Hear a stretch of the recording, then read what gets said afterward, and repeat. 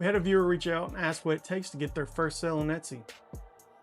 So basically, I did some research on some other things that are selling on Etsy, and what I found was most shops start with something small, something that's inexpensive to make, and something that they can make quickly and ship. So that being said, they start off at a really low price. So if you find something in your niche that you want to start making that's relatively inexpensive, like those Aldi coin holders, you can make those for a couple of cents, sell them for a couple of dollars.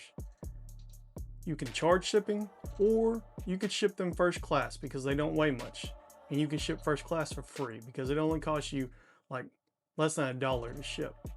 So if you think about it in the grand scheme of things, if you sell one of those keychains for $5 and you pay your Etsy fee, and then you pay for $1 for shipping, you're making like $3 a pop.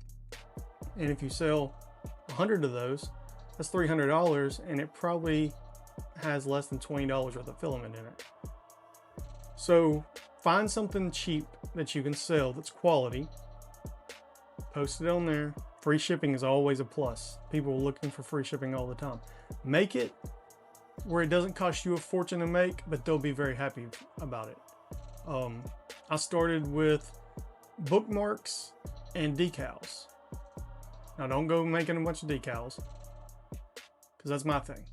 I'm just kidding. If that's where you want to start, start. Everybody's doing it. Just see where the price point is. Either match it or beat it, and see where that takes you. Make sure you're using all the tools I showed you. Use AI to help you create your listings. It words it very well. Read over that. Don't just copy and paste it. Make sure you change any dimensions, colors, sizes, all the things. And then, like I said, make sure you offer free shipping if you can. One last tip. When people leave you reviews, always respond to those reviews. That really gets them people engaged. They know they're buying from a person and not some large manufacturer. And that means, you're really taking pride in what you're doing.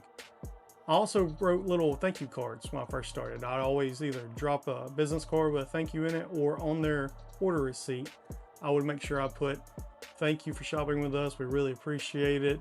Please check back for more items, and always continue to grow your Etsy storefront.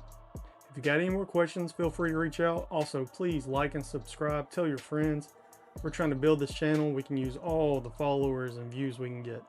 Thank you so much, and I hope this helps.